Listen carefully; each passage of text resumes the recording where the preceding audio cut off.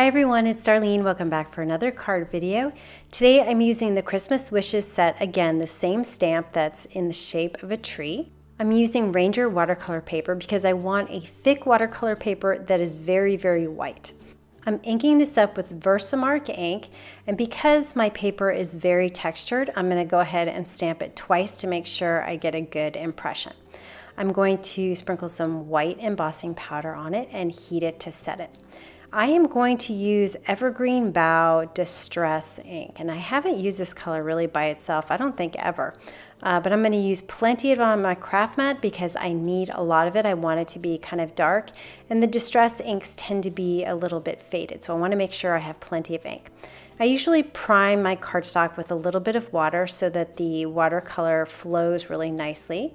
So I have this big thick brush, and it's kind of pointy at the top. I use a paper piercer rather than taping down my cardstock just because it's easier and faster.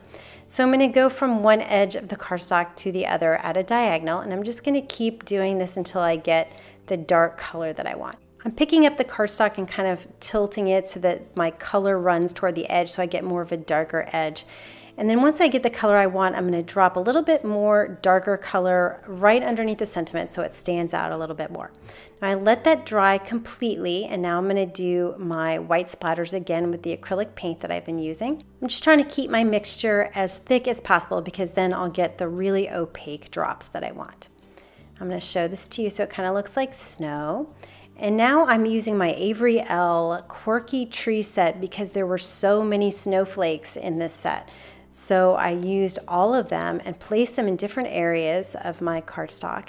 And now I'm going to ink them up with the Evergreen Bow, the same color I used for the watercolor.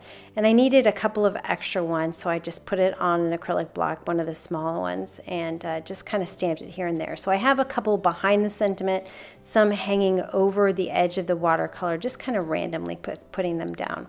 I cut this panel to 5 inches by 3 3/4. I put some Tombow Mud multi-glue all over the back, and I'm going to put an acrylic block over it for a few minutes just to make sure that it sticks. And then finally, I'm going to take my white gel pen and just add a few more bright white dots for the snow. If you tap quickly, it'll be a small dot, and if you hold it down, it'll be a larger dot. And that is the card for today. So not too hard to make, and it looks really elegant. I hope you enjoyed this, and I will see you next time. Thanks for watching.